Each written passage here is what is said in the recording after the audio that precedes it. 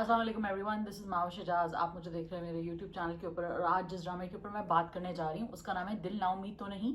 और आज मैं दिल ना उम्मीद तो नहीं की 5th एपिसोड के बारे में बात करूँगी।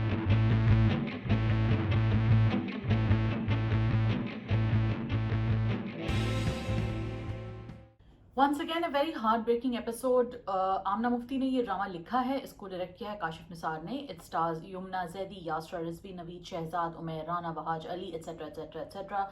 सामिया मुमताज़ भी हैं, नूर हसन रिजवी भी हैं। तो डिफरेंट डिफरेंट ट्रैक्स चल रहे हैं डिफरेंट स्टोरीज के।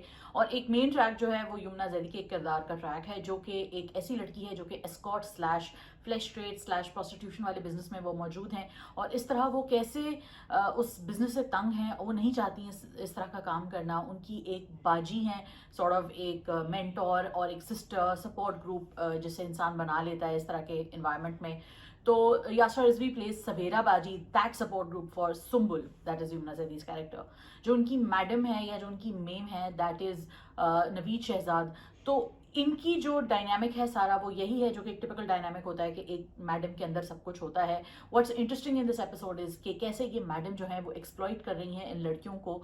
एक तरफ वो कहती हैं कि मैं इनकी माँ हूँ, इनका ख्याल रखना मेरा काम है, लेकिन जो उनका ख्याल रखना या जो उनको बेसिक नेसेसिटी जो वो प्रोवाइड कर रही हैं अपने हिसाब से, वो ख्याल रखना नहीं है। वो बेसिकली एक स्टॉकहोम सिंड्रोम में उन लड़कियों को परवरिश देना है।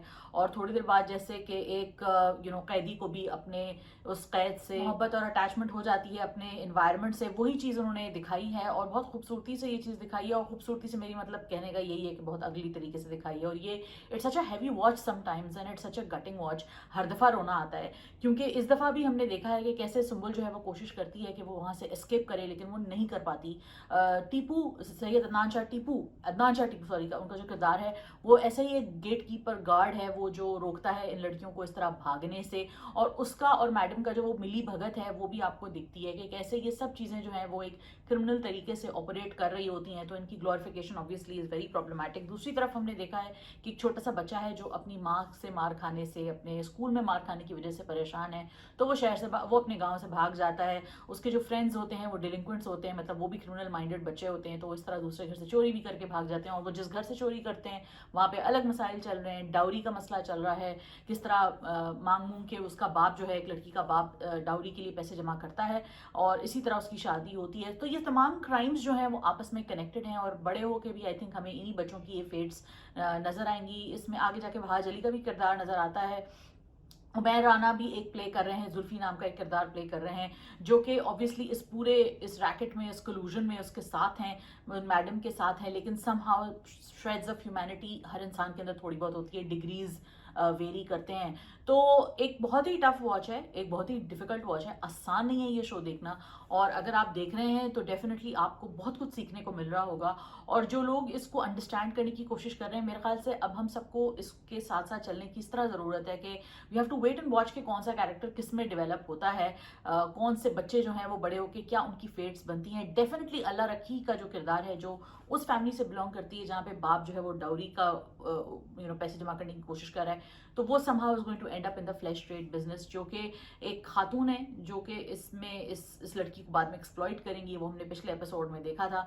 सो obviously all of this is going to lead up to very traumatic points and every character, मतलब हर किरदार को देख के ऐसा लगता है कि यार इनके साथ अब बहुत बुरी होने वाली है, अब इसके साथ बहुत बुरी होने वाली है, और वो होती है।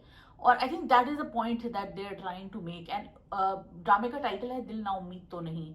तो I think in the depths and the darkest of times अगर आपको कहीं से उम्मीद नजर आती है तो ये एक बहुत बड़ी बात है। It's a testament to human nature के इंसान की फितरत और इंसान की जिबिल्लत जो है वो उम्मीद ढूंढने में मौजूद है।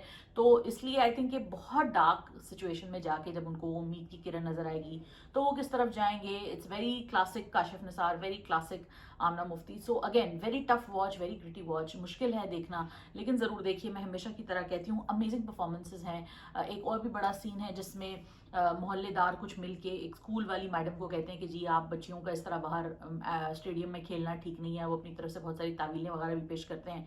तो ये भी एक कॉमन प्रैक्टिस है, कॉमन प्रॉब्लम है हमारे यहाँ। और हमारे यहाँ माशरे में छोटी बच्चियों का स्पोर्ट्स का उनमें हिस्सा लेना बहुत सारी जगहों पे ऑब्वियसली मायूब भी समझा जाता है, लेकिन उनको उस तरह जो है वो मौके मैसर नहीं होते। ख़वातीन का स्पोर्ट्स में आना जो है वो एक ओवरऑल एक टैबू भी है और एक साथ साथ एक मुश्किल काम भी है। फिजिकल फिटनेस और इन सब चीज़ों पे ख़वातीन की तवज्जो नहीं दी जाती। तो इसलिए इस चीज़ के ऊपर भी आवाज़ उठाना और इस चीज़ के ऊपर बात करना भी ज़रूरी है, जो कि इस ड्रामे के तवज्जुह से किया गया है। So hats off to everybody. कमाल का काम है सबका, अदाकारी से लेके लिखारी से लेके हिदायतकारी तक। और ये कॉन्सेप्ट्स भी बड़े इंटरेस्टिंग हैं और बड़े इंपॉर्टेंट हैं कि बच्चियों का बाहर खेलना, बच्चियों का कमोडिटी ना समझे जाना, कि जहेज़ जो है वो उनके लिए, लड़के जो हैं जिस तरह हजरात और ख़वातीन जो आ जाते हैं बच्चियों को तोलने के लिए, तो वो भी बिल्कुल गलत है और माँ बाप भी मजबूर हो जाते हैं, क्योंकि क्या करें, फिर बच्चियाँ घर पे बैठ जाती हैं। तो इस चीज़ के ऊपर बात करना बड़ा ज़रूरी है। ओवरऑल कैपिटलिज्म और कंज्यूमर कल्चर के ऊपर भी बात करनी चाहिए, एंड आई एम होपिंग कि आगे जाके ये चीज़ें हमें नजर आएंगी। तब तक के लिए हम वेट करते हैं और हम देखते रहते हैं अगली एपिसोड्स ऑफ दिल ना उम्मीद तो नहीं। आप बताइए आपको ये एपिसोड कैसी लगी, और आप बताइए कि आपको रिव्यू से इत्तेफाक है या आप इत्तेफाक नहीं करते। कमेंट्स में ज़रूर बताइएगा। लाइक कीजिए, कमेंट कीजिए, सब्सक्राइब कीजिए, और तब तक के लिए अपना ख्याल रखिए। खुदा हाफिज़।